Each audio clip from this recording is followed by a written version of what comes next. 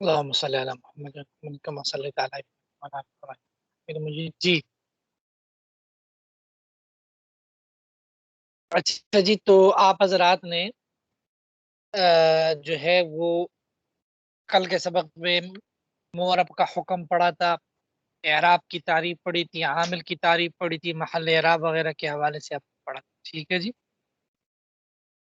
تو آج کے سبق میں ہم اسم متمکن کے بارے میں پڑھیں گے۔ یاد رکھیں کچھ چیزیں میں دہراؤں آپ کے لیے۔ آپ نے پڑھا تھا کہ اسم معرب اور اسم متمکن ایک ہی چیز ہے، اور آپ نے یہ بھی پڑھا تھا کہ معرب دنیا میں دو چیزیں ہیں، نمبر ایک اسم معرب یا اسم متمکن، اور نمبر دو فعل مضارع سوائے دو صیغوں کے، جمع مؤنث غائب اور جمع مؤنث حاضر۔ اب بات یہ ہے کہ یہ جو اسم متمکن ہے یہ آخر کیا چیز ہے، اسم متمکن ہے یہ آخر کیا چیز ہے؟ تو یاد رکھیں اسم متمکن کی تعریف تو آپ نے وہی پڑھی جو اسم معرب کی تعریف ہے، ٹھیک ہے جی، لیکن اس کی صحیح پہچان اقسام کے ذریعے ہو۔ وہ تو آپ نے پڑھا ہے کہ جو اکیلے نہ آئے بلکہ کلام میں مل کر آئے اور مبنی اصل کے مشابہ نہ ہو، ٹھیک ہے، لیکن اس کی صحیح پہچان تب ہوگی جب آپ اس کی اقسام پڑھیں گے۔ اور اس متمکن کے جو اقسام ہے یہ 16 اقسام، یہ آپ کے لیے کوئی اجنبی چیز نہیں ہے، بلکہ یہ چیزیں آپ نے جو ہے وہ اولا میں پڑھی ہوگی، درجہ اولا میں پہلے سال میں۔ تو متمکن کی 16 اقسام پڑھی ہے کہ نہیں پڑھی؟ کہیں جی، اس میں متمکن کی 16 اقسام آپ نے پڑھی ہے کہ نہیں پڑھی؟ ہاں جی جی پڑھی ہیں استاد جی۔ جی پڑھی ہے۔ آپ نے یاد ہوگا کہ مفرد منصرف صحیح، جاری مجرا صحیح، جمع مکسر منصرف، جمع مؤنث سالم، اسماء ستہ مکبرہ، یہ ساری اقسام آپ نے پڑھی ہیں۔ یہاں وہی اقسام آپ کو بتائیں گے، اور تھوڑا سا اضافہ ہوگا یا اضافہ نہیں ہوگا، سیم وہی چیزیں، کوئی نئی بات نہیں ہے، ٹھیک ہے۔ اچھا ایک بات یاد رکھیں، یہ جو اس متمکن کی 16 اقسام ہے نا جی، یہ اقسام تو 16 ہے، لیکن ان 16 اقسام کو جو اعراب دیا گیا ہے وہ اعراب 9 قسم پر ہے۔ یہ اقسام تو 16 ہے، لیکن ان 16 اقسام کو جو اعراب دیا گیا وہ 9 قسم پر ہے۔ ان 9 قسم کے اعراب کو ڈیوائڈ تقسیم کیا گیا ہے 16 اقسام پر۔ کیا مطلب؟ مثلا آپ دیکھ لیجئے گا، آپ نے پڑھا ہوگا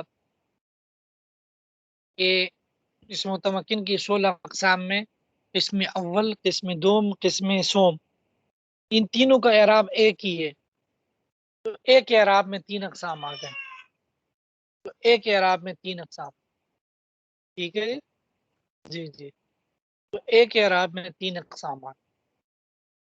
تو اعراب تو کل 9 ہے، لیکن اس میں متمکن کے اقسام 16 ہے۔ اس بات کو اس انداز میں بھی یاد کیا جاتا ہے، اس بات کو اس انداز میں بھی یاد کیا جاتا ہے کہ اس میں متمکن اعراب کے اعتبار سے 9 قسم پر ہے، اور ویسے اقسام 16 ہے، ٹھیک ہے۔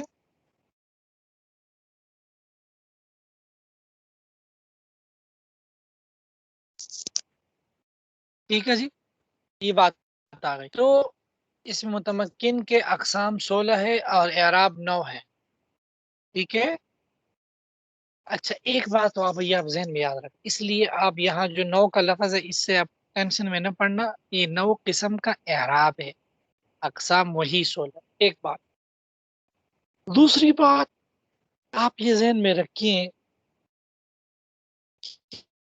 کہ ضمہ، آپ جانتے ہیں ضمہ کس کو ہے، فتحہ آپ جانتے ہیں کس کو ہے، کسرہ آپ جانتے ہیں کس کو ہے، ضمہ فتحہ کسرہ اس سے آپ بخوبی واقف ہیں، ٹھیک ہے جی، ضمہ فتحہ کسرہ اس سے آپ بخوبی واقف ہے۔ صرف بات اتنی ہے کہ ایک اور لفظ بھی ہم استعمال کرتے ہیں جس کو ہم رفع نصب جر کہتے ہیں، رفع نصب جر۔ رفع نصب جر کا مطلب کیا ہے؟ یاد رکھیں جو رفع نصب جر ہے نا جی، عام طور پہ سمجھا جاتا ہے، عام طور پہ سمجھا جاتا ہے کہ رفع نصب جر یہ تینوں ایک جیسی چیزیں، رفع نصب جر یہ ضم اور فتح کسرہ یہ چھ کی چھ ایک جیسی چیز، لیکن اگر آپ ٹیکنیکل دیکھیں گے تو ٹیکنیکلی تھوڑا سا فرق ہے، وہ یہ ہے کہ جب آپ نے یہ پڑھا تھا کل کے سبق میں، پچھلے سبق میں، کہ اسم کا اعراب تین قسم پر ہے، رفع نصب جر، ٹھیک ہے جی، کہ اسم کا اعراب تین قسم پر ہے، رفع نصب۔ اب رفع کیا صرف ضمہ کا نام ہے؟ جی عام طور پر رفع ضمہ کو کہتے ہیں۔ نصب کیا صرف فتح کا نام ہے؟ جی عام طور پر نصب کا لفظ فتح کے لیے استعمال۔ جر کیا صرف کسرے کا نام ہے؟ عام طور پر جر کسرہ کے لیے استعمال۔ لیکن رفع صرف ضمہ کے ساتھ خاص نہیں ہے، رفع کبھی الف کی شکل میں بھی ہوتا ہے، رفع کبھی الف کی شکل میں بھی ہوتا ہے، جس طرح آپ پڑھتے ہیں کہ تسنیہ میں حالت رفع الف کے ساتھ، ٹھیک ہے جی۔ رفع کبھی واو کی شکل میں بھی ہوتا ہے، جس طرح آپ پڑھتے ہیں اسماء ستہ مکبرہ میں کہ حالت رفع میں واو کے ساتھ، ٹھیک ہے جی۔ تو رفع ضمہ کی شکل میں بھی آ سکتا ہے، واو کی شکل میں بھی آ سکتا ہے، الف کی شکل میں۔ نصب کا جو لفظ ہے فتح کی شکل میں بھی آ سکتا ہے، جس طرح رأیت زیدن میں زیدن منصوب ہے اور اس کے اوپر نصب جو ہے فتح کی شکل میں ہے، ٹھیک ہے جی۔ لیکن نصب جو ہے وہ کبھی الف کی شکل میں ہو، جس طرح اسماء ستہ مکبرہ میں آپ پڑھتے ہیں رأیت اباک میں ابا منصوب ہے نصب الف کے ساتھ۔ نصب جو ہے وہ کبھی یا کے ساتھ بھی ہوتا ہے، جس طرح آپ پڑھتے تسنیہ میں حالت نصبی میں یا ما قبل مفتوح ہے رأیت رجلین۔ اور یاد رکھیں نصب کبھی کسرہ کے ساتھ بھی آتا ہے، اس طرح آپ جمع مؤنث سالم میں پڑھتے رأیت مسلمات حالت نصبی میں کسرہ، ٹھیک ہے جی۔ اسی طریقے سے جر کو لے لیجیے، جر عام طور پر کسرہ کو کہتے ہیں، لیکن جر کسرہ کے علاوہ بھی آتا ہے، جر کبھی یا کے ساتھ آتا ہے، جس طرح آپ پڑھتے ہیں اسماء ستہ مکبرہ میں مررت ابی کا بے ابی کا، یہاں بے ابی کا مجرور ہے جر یا کے ساتھ۔ جر کبھی فتح کی شکل میں بھی ہوتا ہے، جس طرح صحیح غیر منصرف میں آپ پڑھتے ہیں مررت بعمارہ، ٹھیک ہے جی۔ یہ تو آپ رفع نصب جر کو آپ نے پہچان۔ اب ہم آتے ہیں اسماء ستہ اسم متمکن کے 16 اقسام کے اوپر، لیکن صرف فرق اتنا ہے کہ آپ نے نحومید کے اندر اسم متمکن کی اقسام پڑھی تھی، آپ پہلے قسم پڑھتے تھے پھر ہر قسم کا الگ اعراب پڑھتے، ٹھیک ہے۔ ہم بھی اسی طرح پڑھائیں گے، تھوڑا سا فرق یہ ہے، ہم آپ کو اعراب پہلے بتائیں گے پھر آپ کو بتائیں گے کہ یہ اعراب کن کن اقسام، ٹھیک ہے جی۔ جی جی بات وہی ہے، صرف آپ ترتیب مختلف ہے، مثلا اگر نحومید کی طرف پہ آپ کہیں تو آپ کہیں دوسری قسم ہے جاری مجرا سے، اور تیسری قسم ہے جمع مکسر منصرف، ٹھیک ہے جی۔ پہلی قسم ہے مفرد منصرف صحیح، دوسری قسم ہے جاری مجرا صحیح، اور تیسری قسم ہے جمع مکسر منصرف۔ ان تینوں قسم کا اعراب ایک ہی ہے۔ اعراب کیا ہے جی؟ اعراب یہ ہے کہ حالت رفع میں ضم لفظی کے ساتھ، ٹھیک ہے جی، اور حالت نصبی میں فتح لفظی کے ساتھ، اور حالت جری میں کسرہ لفظی کے ساتھ، ٹھیک ہے جی. حالت رفع میں ضمہ لفظی، حالت نصبی میں فتح لفظی، اور حالت جری میں کسرہ لفظی. ٹھیک ہے جی. اچھا جی. جی اب آپ دیکھیں یہ جو اعراب ہے یہ 3 اقسام کا ہے، مفرد منصرف صحیح، جاری مجرا صحیح، اور جمع مکسر منصرف. اس کو آپ اس انداز میں بھی پڑھ سکتے ہیں کہ اس میں متمکن کا جو پہلی قسم کا اعراب ہے وہ یہ ہے کہ حالت رفع ضمہ لفظی کے ساتھ، اور حالت نصبی فتح لفظی کے ساتھ،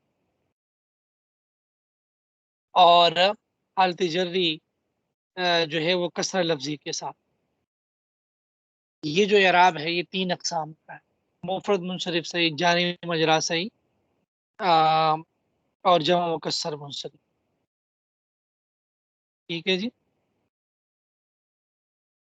تو یہ پہلی قسم کا اعراب ہے. اچھا اتنی بات تو ہوگی، اب اس کی مثالیں میں دیتا ہوں آپ کو، مثال کے بعد بلکہ مثال سے پہلے سمجھاتا ہوں پھر آپ کو مثالیں دیتا ہوں. ٹھیک ہے. اب سب سے پہلی چیز ہے مفرد منصرف صحیح. اس کا مطلب سمجھنے کی ضرورت ہے کہ مفرد منصرف صحیح کہتے ہیں کس کو. ٹھیک ہے جی. یاد رکھیں مفرد منصرف صحیح 3 قیودات. پہلی چیز یہ ہے کہ وہ مفرد ہو. یہاں یاد رکھیں مفرد جو ہے یہاں تثنیہ اور جمع کے مقابلے میں. تثنیہ اور جمع کا مطلب یہ ہے کہ یہاں مفرد کا مطلب یہ ہے کہ تثنیہ اور جمع نہ ہو، کیونکہ مفرد کبھی مرکب کے مقابلے میں بھی آ جاتا ہے نا جی. مفرد کبھی مرکب کے مقابلے میں بھی آ جاتا ہے، کبھی مضاف کے مقابلے میں بھی آ جاتا ہے. تو یہاں مفرد کا مطلب یہ ہے کہ وہ تثنیہ اور جمع نہ ہو. ٹھیک ہے، یعنی جو ایک پر دلالت کرے. منصرف کا مطلب یہ کہ وہ غیر منصرف میں. غیر منصرف کی آگے تعریف آ رہی ہے.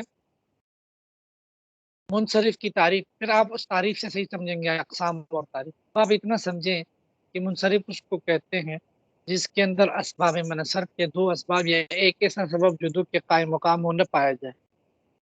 اور اس کے بعد آخر میں مفرد منصرف صحیح. صحیح کی تعریف نحویوں کے نزدیک یہ ہے جس کے آخر میں حرف علت نہ ہو، نحوی اس کو صحیح کہتے ہیں. صرف میں تو صحیح کی تعریف آپ نے پڑھی ہے نا جی، کہ فاعل نام کلمہ کے مقابلے میں کوئی حرف علت نہ ہو، کوئی حمزہ نہ ہو، 2 حرف ایک جنس کے نہ ہو. صرف میں تو لمبی تعریف. نحو میں بڑی آسان تعریف ہے کہ جس کے آخر میں حرف علت نہ ہو وہ صحیح.